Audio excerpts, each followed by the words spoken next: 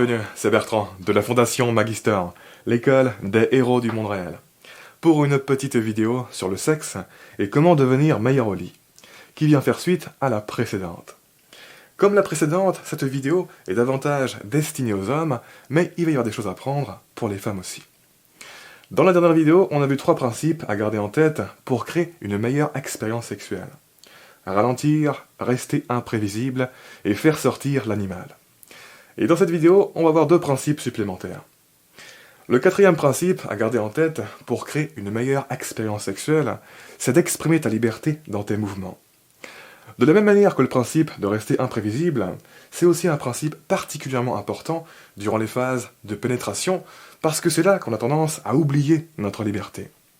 Et pour être libre dans tes mouvements durant les phases de pénétration, tu dois améliorer ton jeu de hanche. Ce que je veux dire, c'est que tu n'es pas obligé d'aller d'avant en arrière. Non, pratique une danse sensuelle. Tu peux aller vers le bas, tu peux aller vers le haut, tu peux aller à gauche, à droite, tu peux faire des ronds sur l'axe vertical, sur l'axe horizontal, tu peux changer de sens, tu peux faire des 8, tu peux faire des vrilles, tu peux faire des courbes, etc. Et tous ces différents mouvements, ça va stimuler les corps d'une manière sensiblement différente. Et à chaque fois, il faut que tu restes en connexion avec ta partenaire pour sentir ce qui marche bien. De base, un truc vraiment pas mal, c'est d'imaginer que ta queue est une cuillère. Parce que cette courbe de mouvement, c'est plus efficace pour stimuler le point G que d'aller tout droit d'avant en arrière.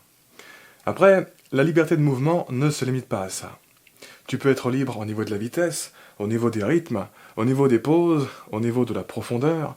Tu peux faire les mouvements de manière partielle, ou complète, ou même élongée, et ainsi créer toutes sortes de sensations différentes. Donc, garde en tête ce principe d'exprimer ta liberté de mouvement pour te rappeler de casser les schémas et les routines de mouvement, et pour te rappeler que tes possibilités de variation sont infinies. Hélas, étant donné que l'on reste souvent assis de nos jours, beaucoup de personnes ont les hanches rigides et ont une conscience très faible de toute la mobilité que peut avoir cette partie du corps. Si tu n'as pas d'avance un langage développé au niveau des hanches, ça va être difficile d'improviser le moment venu. Donc entraîne-toi tout seul à développer ta connexion avec tes hanches pour que ça devienne naturel. Le 5e principe à garder en tête pour créer une meilleure expérience sexuelle, c'est de jouer avec les sensations. Imagine 4 éléments de base, l'air, la terre, l'eau et le feu, et essaie de les incarner dans ta façon d'animer ton corps. L'air, c'est l'élément de la douceur et de la délicatesse. L'air caresse avec une douceur extrême.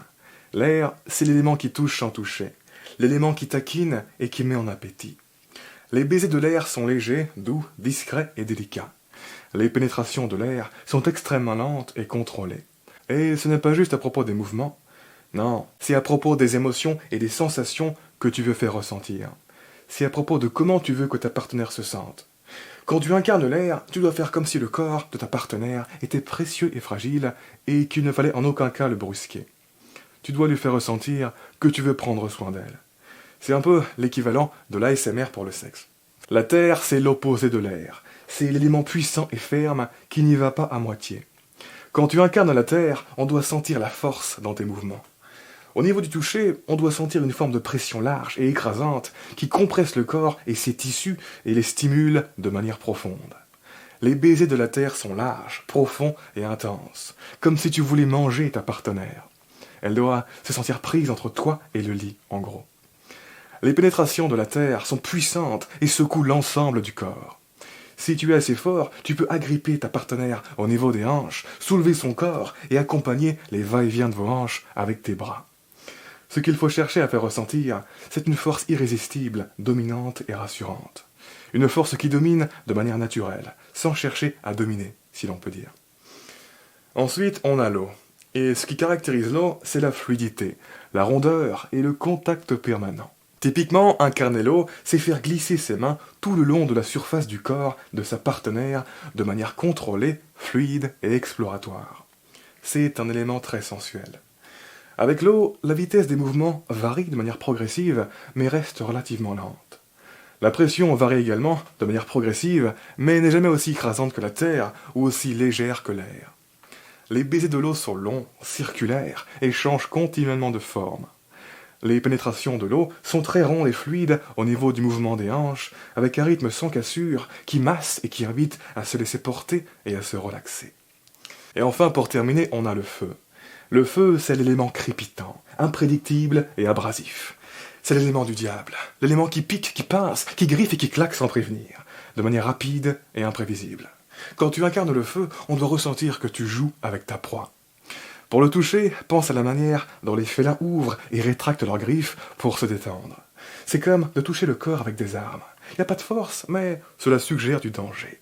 On a la bordure fine entre le jeu et l'agression.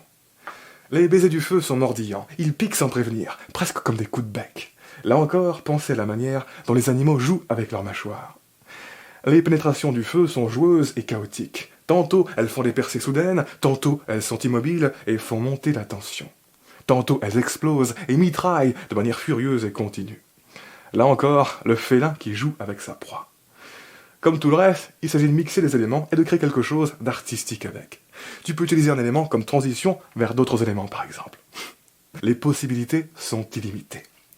Donc ça, c'était pour le 5e principe. Jouer avec les sensations. Et sur ce, je vous dis à très bientôt pour une dernière vidéo sur le sexe, la conscience, les mouvements et la connexion énergétique. Avec un 6e et dernier principe pour compléter les 5 premiers. Dernier principe qui est probablement le plus important d'un point de vue développement personnel. En attendant, je vous invite à vous abonner si ce n'est pas déjà fait, à partager cette vidéo et laisser un pouce bleu si vous l'avez apprécié, ça m'aide pour le référencement. Quoi qu'il en soit, je vous remercie de m'avoir écouté jusqu'au bout, et je vous dis à très bientôt pour la prochaine vidéo. Ciao.